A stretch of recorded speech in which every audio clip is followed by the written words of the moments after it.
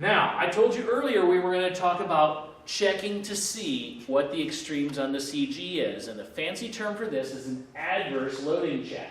Adverse means bad, adverse, and a loading check, a bad loading check is literally a check to see, can we load this aircraft so badly that it's not safe to fly?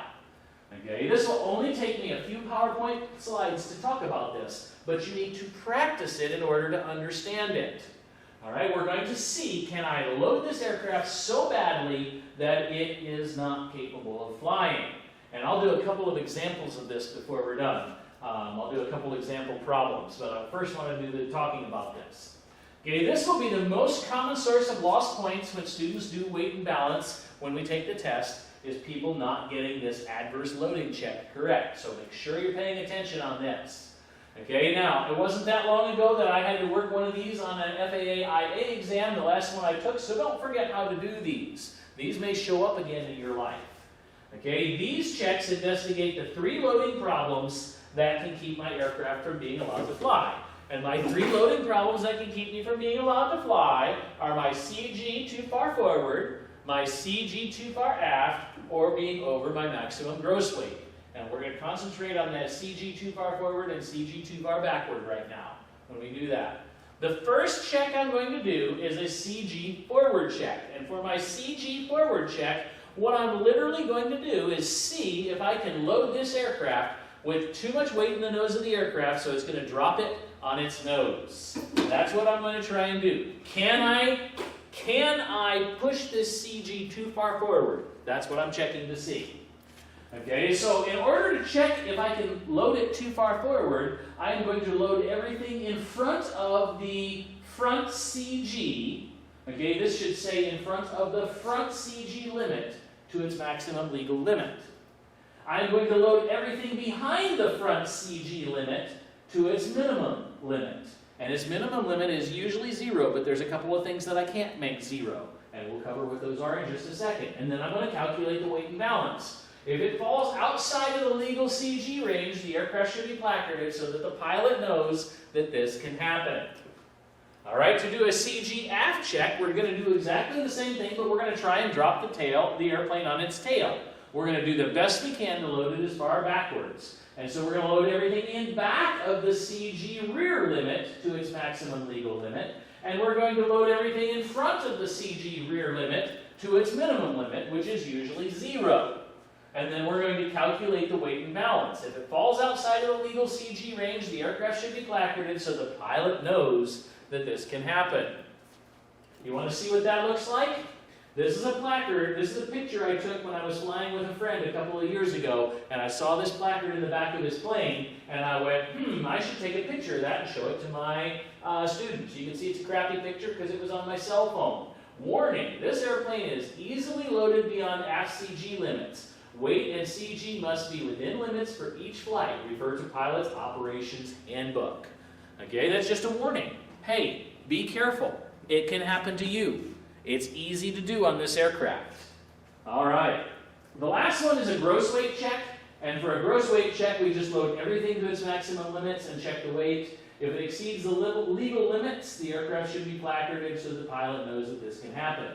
Now, I keep talking about loading to its maximum legal limits, or its minimum legal limits. Let's talk about what those limits are. Avgas is 6 pounds per gallon. Turbine fuel is 6.7 pounds per gallon. Lubricating oil is 7.5 pounds per gallon. Water is 8 pounds per gallon. And people are 170 pounds per person. Okay? Now, unfortunately, Americans are no longer 170 pounds per person, and some people wisely use higher figures for people. But 170 is still the FAA standard, and so we still use 170 pounds per person when we're doing FAA exams. Make sure you know that 170 pounds. By the way, all of this stuff you are expected to memorize. You need to know this when it comes time to take the test. All right, when performing an adverse check, you must have a pilot. You are not legally allowed to fly most aircraft without a pilot.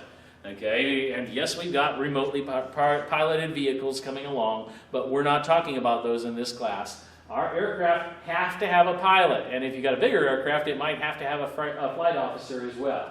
You must have a pilot, and fuel should be either the maximum, okay, if we're looking to load it to the maximum, we're going to fill the tanks, or the fuel should be set at the minimum. Now, on most things, the minimum is 0, but we can't go fly with 0 fuel, right? And the aircraft won't do it. And so they've given us a formula for what the minimum fuel is. And the FAA mandates, it has a rule, that a plane must have at least 30 minutes of reserve fuel, and that's for daytime flight. For nighttime flight, it goes to 45 minutes of reserve fuel, and for flight in IFR weather, it goes to 45 minutes of reserve fuel plus enough fuel to get to the nearest alternate airport. But for weight and balance checks, we use this formula. Minimum fuel equals METO horsepower divided by 2, and that answer is in pounds. Okay, occasionally you'll see the formula published METO horsepower divided by 12. And if it's METO horsepower divided by 12, that answer is in gallons. But I give you the METO horsepower divided by 2 because that puts it in what we need to know anyhow, and that's number of pounds of fuel. All right, the answer is in pounds for this formula. Minimum fuel equals METO horsepower. What is a METO horsepower, you may ask? Well, we know what a horsepower is, right? Horsepower is how we rate our engines in the U.S. with our bad non-metric system standards. And we rate our engines that way. But METO stands for maximum accept takeoff horsepower, and that is the most horsepower we're allowed to set the engine to and leave it at for the duration of the flight. There are a few aircraft, particularly when you get into larger aircraft, that you can use a certain amount of power for takeoff, but within 5 minutes you've got to throttle back to the METO, maximum accept takeoff power. All right, so METO horsepower, maximum accept takeoff. For most small aircraft, this is just the horsepower of the engines, but as the planes get larger, they often are allowed to make higher power for shorter periods of time. The METO power is typically around 10% lower than the regular power if it's specified, and it's the maximum continuous engine power setting that will not burn out the engine. For example, a Cessna 206 may have a 300 horsepower engine for 5 minutes, but then it's 270 METO horsepower for the rest of the flight. For however long the flight is, I can't use more than 270, or my problem is I'll burn my engine out. The extra power can be used for takeoff, and if that cliff is looming really fast, believe me, I don't care about that engine at that point. I'm going to go ahead and open it up and use all 300 horsepower to try and keep myself safe. All right, let's do some example checks, and you should recognize this chart. This is the same chart we did from lab number 1, where we got all this information on our different aircraft.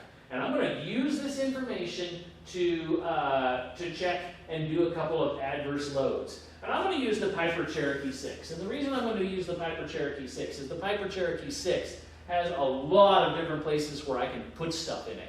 And then this is a great example of how to do your adverse checks. Now, I'm going to use the Cherokee 6 as my example aircraft here. So I put it on this side so we can see it. I'll be working over here. I use the Cherokee 6 because the Cherokee 6 is a wonderful example of a place where we can load lots of different things, and so we can talk about this concept. I like to think about this concept as if I put this little airplane on a stand, could I knock it off onto its nose or could I knock it off onto its tail? And my stand is going to be right at my limits. My forward limit is 81.5, which is right about here on the plane. 81.5. And my rear limit is 93.5. All right, so 93.5.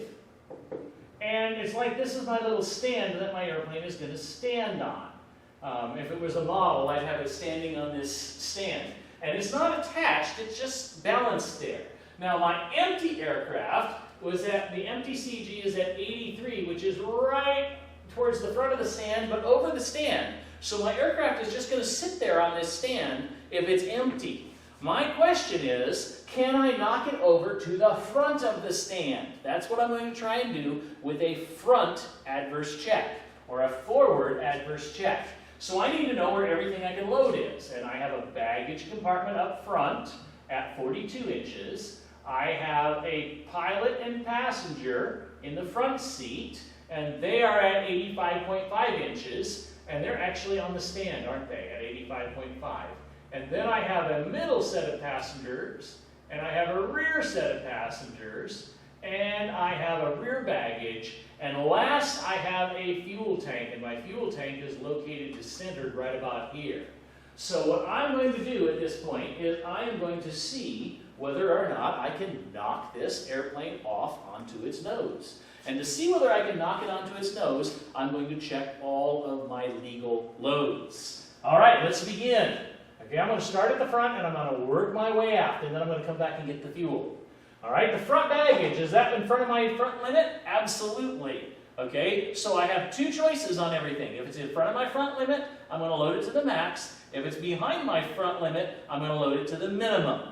All right, so the front baggage, it's in front, so I'm going to load it to the max. And how much can it take? It says right here I can put up to 100 pounds at it. So let's start with our empty airplane, because we're going to do the whole weight and balance. Empty plane is 1738 at 83. Okay, next I have my front, sorry about the bad marker, my front baggage, and it is 100 because that's the legal limit on that baggage, and it's at 42. Now I'm going to come to my front seat, and on my front seat I find that they are at 85.5. That's behind the 81.5 front limit. So the more weight I put in the front seat, the more firmly the plane is going to stand on the stand. And so I'm not going to put a lot of weight in that. In fact, I'm going to put the minimum weight on that. Maximum in front, minimum behind. And the only thing I'm going to load to the maximum is actually that front baggage compartment, because everything else is after the forward CG limit. So what am I going to do up here? Front seat. I'm going to put my minimum in it. What is my minimum in the front seat? It is the pilot. Okay, I have to have the pilot to go fly, and so I'm going to put my 170-pound pilot, that's FAA standard, 170 at 85.5. Okay, now if I wanted to go maximum, I'd have my 170 pilot and my 170-pound passenger. And we still use the FAA standard weights, even though we know in reality those weights can be higher. Okay, thank the FAA for that one. All right, our two middle seats are back behind, and so are they going to get the maximum or the minimum? They're back behind, they're going to push the plane off onto its tail, but I'm trying to push it off onto its nose. So I definitely want the minimum on those middle seats. I wouldn't even write it most of the time, but since I'm doing an example, I'm going to write middle seat, and then we're just going to write 0, because we're not going to put anything in the middle seat. And the rear seat, you can easily see, is back behind. And so we're not going to load the rear seat, it's at 0, and the rear baggage is really far back there, and we definitely don't want anything in the rear baggage because that won't help me knock it onto its nose. So here we go, I've got all of these. The last thing I've got to put in here is my fuel, and my fuel is at 95 inches. All right, so my front limit was 81.5 inches. My rear limit is 93.5 inches. It's pretty far back here before I get to my fuel. And I am going to need to make sure I don't overfill my fuel. I'm going to put my minimum in my fuel, right? Now, this is where that funny Mito horsepower figure came in. And this one happens to be a 270 Mito horsepower airplane. It's not written on our chart here, but I'm just telling you on this airplane, there are actually more than one flavor of the Cherokee 6. We're going to use the 270 Mito horsepower plane. So Mito, maximum accept takeoff horsepower, equals 270. So minimum fuel, our maximum fuel will be the full 98 gallons, but our minimum fuel equals 270 over 2 in pounds, or 270 over 2 over 12 in gallons, but we want it in pounds. That is 135 pounds of fuel. So my fuel is 135 pounds at 95, and I now have my entire loading. Now I do need to give you a word of caution. because if this was a pre-1978 airplane, I would also need to consider my oil up front. But we're going to say this is a newer airplane, and we don't need to consider our oil in here. By the way, when you do your adverse checks on the lab, it is an older airplane we're doing, and you do need to consider the oil in the adverse check. Okay, but we're going to go ahead. Here we are. This is what we get to put in the airplane, and now we need to do our fancy little weight and balance on this. And I can go ahead and run the table for you. I don't know that I want to because that's going to take a little bit, so I'm going to pop off screen for just a moment, and let's see if I can put those numbers in. 0, 0, 1, 4. And I'm going to write this down, 82, because I'm going to switch back to my original point 0 and 0, 1, 4. We're just going to round. 82.0 is my CG, and 20. Oh, my thing got in the way over here. Let me try that again. 2143 is my weight. That's well below the maximum weight, so I'm okay. So 82.014, and let me pop back to where I was. There we are. This is all of our limits, and I am allowed to go to 81.5 on my CG. So this airplane, as shown here, cannot be knocked onto its nose. Okay, legally loading this airplane, I cannot knock it onto its nose, and we can say front adverse check okay. All right, I cannot knock this airplane onto its nose. The next thing I need to do is try and knock it onto its tail. And trying to knock it onto its tail, we've already done quite a bit of the work, because everything is right across here. We've already written down all the stuff that we can load it up. Okay, I just need to put a few more ats on this thing. Okay, at. Okay, our middle seat is at 119.1, and our rear seat is at 156.6, and our rear baggage is 178.7.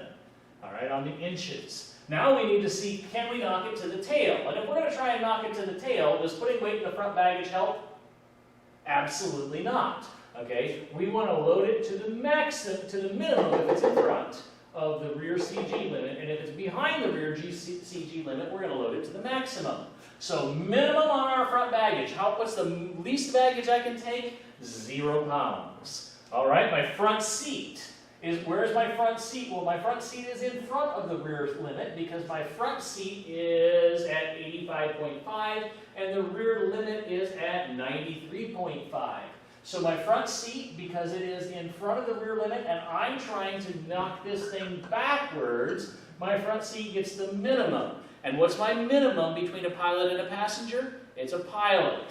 So my front seat still has the 170-pound pilot in it. My middle seat, though, is it behind the rear CG limit? 119.1 is behind 93.5, so I'm going to load my middle seat as much as possible. And it can have up to 2 passengers, and I put both of them on board. Both of them FAA standard adults at 340 pounds. My rear seat is behind my middle seat, so it definitely is going to take 2 FAA standard adults at 340 pounds. And my rear baggage is getting way back there. I'm going to go to the maximum on it, and it says that the maximum amount I can put in that is 100 pounds. That's the most I can legally put in there. And so we're going to stick them in there. Absolutely, we're going to stick them in there. And we are knocking this thing over backwards. The last thing we have to consider is the fuel. And the fuel goes at an arm of 95 inches. My rear limit is 93.5 inches, so the fuel is 1.5 inches behind the rear limit. And yes, adding fuel will tend to knock this thing on its tail. So I'm going to need to use my handy-dandy brain box. And on my brain box, I am going to type in calculator. We get up to 98 gallons. That's a lot. Times 6 pounds per gallon gives me 588 pounds of fuel. 588 pounds of fuel, because that's the maximum I can put in this airplane at 95. And now we're ready to do our rear check. I'm going to do pretty much the same thing I just did. We're going to walk over to the computer, and I'm going to put those numbers into the computer. And I find I went from 82 on my CG. Wow, we went a long ways. We went from 82 back to 99.56. I'm going to round that to 99.6. 1 decimal place is plenty. And we have 3,276 pounds at 99.6. All right, so we are going to see what we can do with this. And I'm going to go back to our original picture. And on our original picture, when I put all of this stuff together, 99.6, my aft limit is 93.5. Okay, so we're way back behind the aft limit. And so I'm going to say my rear adverse check is failed. All right, I can easily load this aircraft aft of the CG by not putting all that stuff up in front. Now, I might still be able to fly with all of this stuff. I'm going to take the guy from the rear seat and I'm going to put him up in the front seat. I'm going to take this rear baggage and I'm going to put it in the front baggage, and I can probably fly with all of that stuff. I'm a lot up to 3,400 pounds, and I'm not overweight yet, okay? But I'm not able to actually go fly the way that I have it loaded. This would make it fall on its butt, and we are not allowed to do it. Now, the last adverse check I can do is a gross weight adverse check. And for a gross weight adverse check, I just load everything. So we're going to come back to the front baggage and load it to the max, and that is 100 pounds according to our chart. That's all we're allowed. And now I'm going to come to my front seat, and on my front seat, I can put 2 people in my front seat, so that's 340 pounds. 340 in the middle, because that's max. 340 in the back, because that's max. Rear baggage of 100, and 588 pounds of fuel, still loaded to the max. I'm going to go make those changes in my handy-dandy chart. Doesn't take very long, and we can do that without the chart, but I like the chart. 100 pounds and 340 pounds, and that puts us at 3546 is our total weight. Now, 3546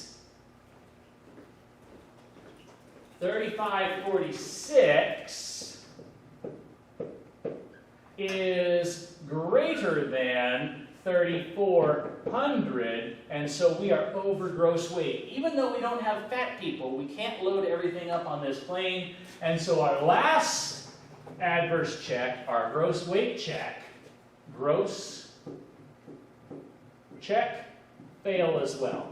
Okay, on this aircraft, if I have one of these aircraft, I have to be pretty careful how I load this aircraft, or I can get outside of my weight and balance envelope. And that is how we do our adverse checks. So we did a forward check, we did a rearward check, and we did a gross weight check. In our specific example, for our specific Piper Cherokee 6, our forward check was okay, but our rearward check and our gross weight check were both wrong. And so in this case, we would want to let our pilot know, hey, watch out, you can load this incorrectly.